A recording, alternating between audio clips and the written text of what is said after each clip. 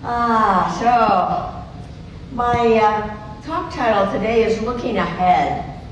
I think this is a really important talk title, especially today and in today's world. So I have a story for you this morning. There's a 92-year-old man who was moving into a senior's home, and although he could see images, he was really considered legally blind. And his wife of 70 years had just passed, and a young nurse was guiding him through this new home for him, guiding him through the hallways. And she began to describe the details of the room that he was going to be living in. And she said, oh, it has a beautiful window, has a nice sofa, it has a desk where you can write. And right in the middle of her description of this new room that he was going to, he interrupted her and he said, oh, I love it, I love it, I love it.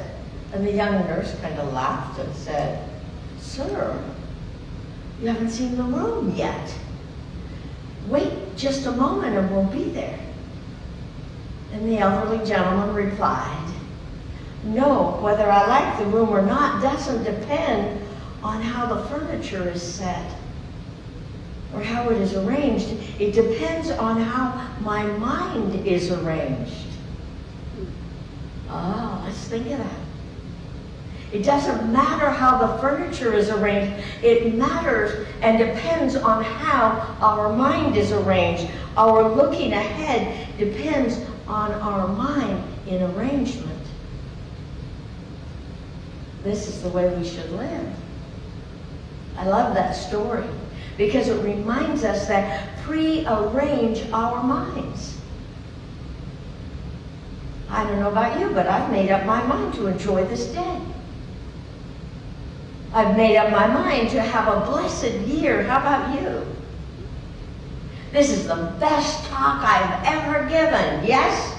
Yes, as the room said. Life is so short. It's too short for anyone to live at sour, disgusted, or letting circumstance dictate our attitude. Every morning, it is up to each and every one of us to decide to live in faith, to live in trust, to be positive and to see good and to praise it, even to give praise before you see it. The man could have been sour because he had lost his sight and he just lost his wife. But he learned the secret. And the secret is every day he put on a fresh new attitude. Every day he arranged his mind to see the best of that day. And he made a choice to live from his higher wisdom self. And God was greater within than any other experience. Now let's take that in for a moment. Looking ahead, pre-paving, setting the tone of how we will walk not only this day, but for this whole year. We each have a choice as to how we will live and how we will live in it. What choice will you make? All healing is at the level of our minds first. Please hear that. All healing is at the level of our minds, is in our thinking, in what we believe. As we believe, so shall it be. Now, we hear that. However, I'm going to invite each one of us to take this to a new level. As we believe, so shall it be. Then the result shows up. The key to success is to change our mind. I don't know about you, but that sounds kind of easy, doesn't it? And yet, it's asking us to rearrange our mind if we wish to see changes in our life. Changing our mind about the world, about the world we live in is the only thing that will actually, in my opinion, change our world. Looking ahead. I'm sure most of you heard the inauguration this last week. And the young woman, Amanda Gorman, I think blew all of our socks off. She certainly did mine, 22 years old. And I took just part of her talk from this week to share with you. So while once we asked how could we possibly prevail over catastrophe, now we assert how could catastrophe possibly prevail over us. We will not march back to what was, but move to what shall be, a country that is bruised but whole, benevolent but bold, fierce and free. We will not be turned around or interrupted by intimidation. 22 years old, tells us to rearrange our mind, to realize that whatever's going on in our life, there is something greater for each one of us, that there is a greater sense of freedom when we stop and claim it and accept it for ourselves. All healing is at the level of our mind first, our vision, our ability to see something greater taking place. And right now, I don't know about you, but we are each being asked to see something greater in so many areas of our lives. So let's stop and hold the vision of the greatness that we wish to walk into tomorrow or today. And then expect and accept the results to show up. I plan on doing that. How about you? First, we have to change our thinking. We have to change where our vision goes and what we look at and what we keep repeating. Changing our mind about the world is the only thing that will actually change the world we live in, whether it's our personal world or the whole world. And it will change our experience of it, of whatever is going on. To see unity in our world, we focus our attention on healing old beliefs that separate us from spirit. When we see only what's wrong, it immediately separates us from the Spirit of God that lives within us. And we have to each refuse to energize any belief in separation from our good or the good of others. Let's take that in and breathe for a moment and realize that the good that we are desiring for ourselves, we want for each other. We look ahead seeing greater good for us all. I'm willing to see myself in perfect unity with all of life. Are you? I choose to see peace and prosperity and health. Will you see that with me? Looking ahead means we each embrace a simple message of being aware of our inner world, being aware of what's going on with us, and this begins with practicing the awakening of our own soul, that sacred and holy place that lives within the sacred center of self.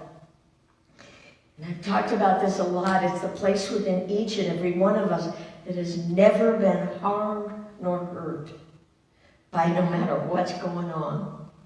There's a powerful place in you and in me. And in that sacred center of self, and knowing that, we have to expect a miracle. And a miracle is just seeing a greater truth beyond what's happening. Every week before Tony and I start our day, and we always start our day with prayer, before we do that, we ask each other, what's your miracle? Sometimes we have to think.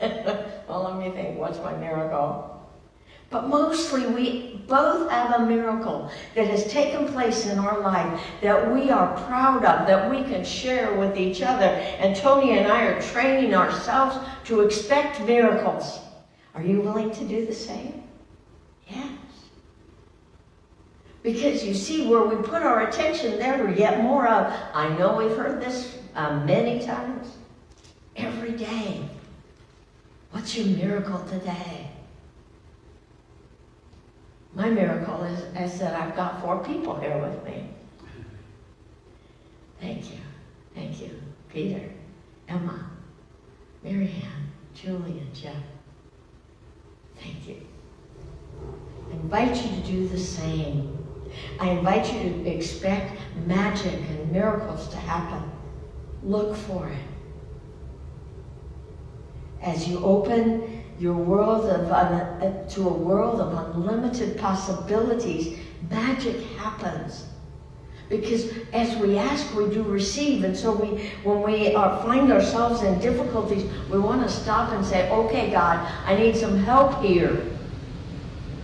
Show me something greater than what I'm seeing. This is not a sleight of hand miracle or magic or magical tricks. It's an absolute knowingness that something good is coming in. It is the magic of the soul that lives in you and lives in me.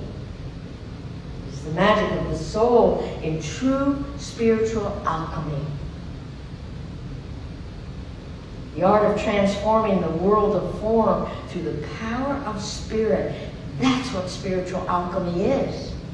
And we can change how we perceive life to be and how life is for us.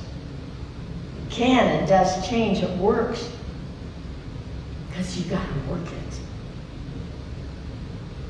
It works by opening to our personal spiritual self. We each create magic in our everyday lives. We just have to count the magic that's taking place. At times, we're going to make mistakes. I certainly do. And it's sometimes what we do. But we can't stop at the mistake. It's time to go forward more. How we respond is the question we ask ourselves today. How are you going to respond to your mistakes? Here's what I did recently. Recently, I made a really big mistake.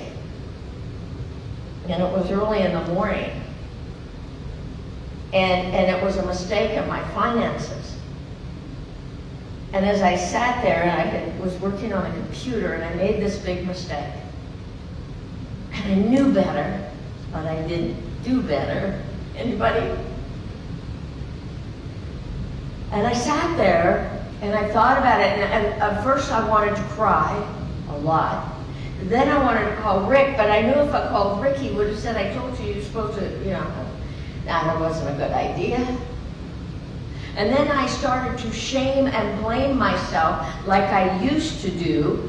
And then I had to stop.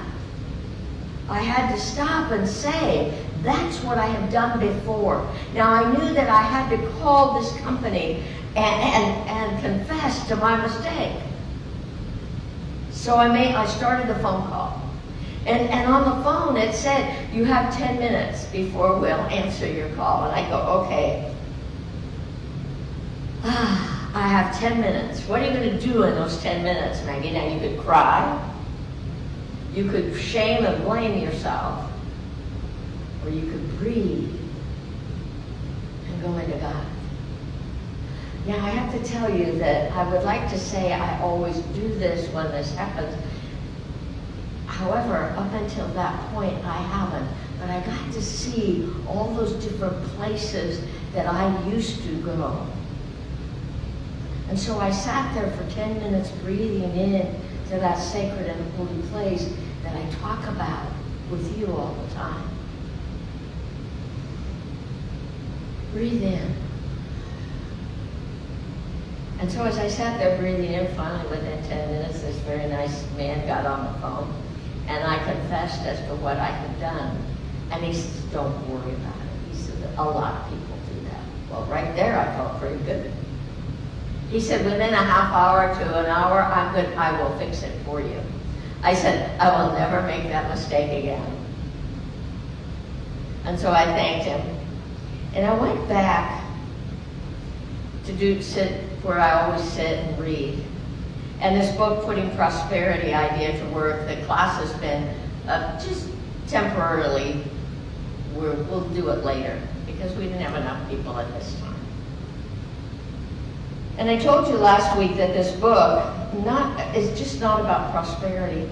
Really what it's about is how we allow God to work every day in our lives. And it just so happened after that event, and I was really proud of myself that I hadn't gone down that path of hopelessness and fear. And I turned to page 115, and I started to read. And I want to read it to you this morning. I am with all those who do things that cannot be done. This is have faith of God. It's called have faith of God. Not faith in God, but faith of God. And you'll find out more in a minute. I am all those things. I am all those who do, I am with all those who do the things that cannot be done. I am the power that moves mountains of difficulties, uncovers secrets, lightens burdens, penetrates mysteries, heals disease, spans rivers, opens heaven, solves problems, demagnetizes evil, purifies consciousness, balances life, clarifies vision, destroys ignorance, builds fortune, overcomes lack, demonstrates riches and strengthens purpose, gives direction and empowers thought, fulfills desire and stimulates income. I am a friend to all men and women and an enemy to none. I am a go-getter, producer, booster, and an optimist. I recognize no barrier, no limitation or obstacle. I know no defeat. I always get what I go after. I succeed when everyone else fails. I overcome every adverse condition and conquer all difficulties. I accomplish everything I set out to do. I am self-faith. Hear that word. The moment I hit that one, after what had conspired early that morning, I just started to cry. I am self-faith. Now, what does that mean? That means that I have faith in myself, that there is this holy place within me, that God and I are unified. I am self-faith. When I have faith in that inner wisdom self that will be there answering me, guiding me, breathing in. It says, he goes on to say, oh, if I didn't say so, it's Putting Prosperity Idea to Work by Robert Russell.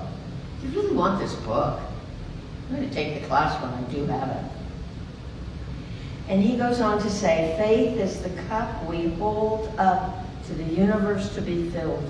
Hear that? Faith is the cup we hold up to the universe to be filled. It is the measure of our acceptance and our belief. We receive what we ask. And then he goes on and he says, are you discouraged? I was that morning. Are you ready to give up? I almost did. Remember that it is the last blow that splits the rock. It's the last blow that splits the rock. If God be for you, who can be against you? Greater is God that is in me than he that is in the world.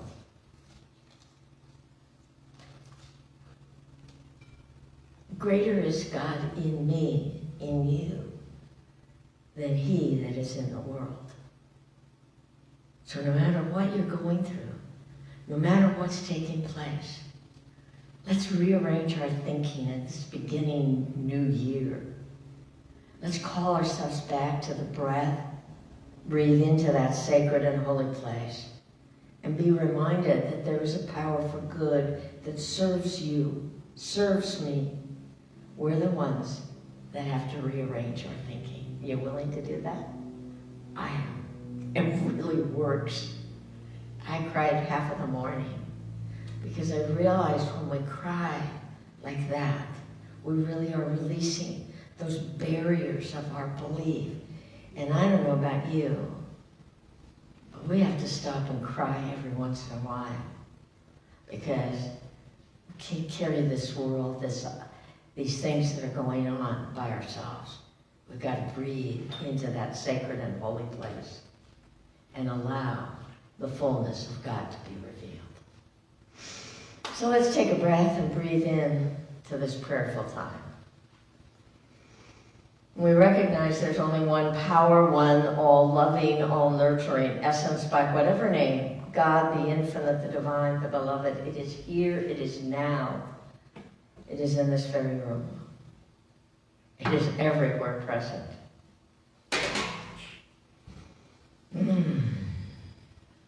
And so we stop in this moment and we breathe into that sacred and holy place.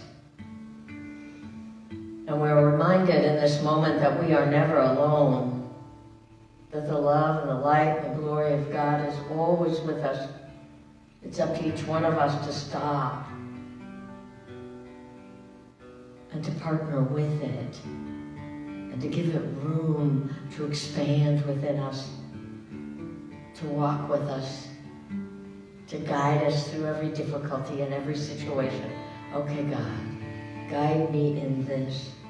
Walk with me here. Open the door. Whatever it is, start first with the God of your soul. Knowing and accepting that right where you are, God is mighty and powerful. And where there is a need for a physical healing, I call forth that miracle-working power of God. Where there's a sense of exhaustion, I know and accept that the life and the love that lives within you will lift you up beyond conditions and situations and renew your physical body, renew your soul, and refresh you. I know and accept that these people in your life that are needing prayer, bring them to mind now, knowing right where they are, God is, that the power and the presence and the grace of God is working in and through your loved ones. We see it, we feel it, we know it's taking place. And we trust in the divine within each and every person to awaken greater, to be their inner guide, to be their inner champion, as we allow it to be there for us. And so we willingly and lovingly walk into the mystery and the miracles of God's love, greater this day than ever before. As I release this, my sacred and holy word, into the ever-living, loving law of God that receives it, that receives it, that receives it, and acts upon it through and for each and every one of us. As we ask, so we do receive. We give thanks for that. We let it be so. And if you like to join me, please join me. And so it is. Amen.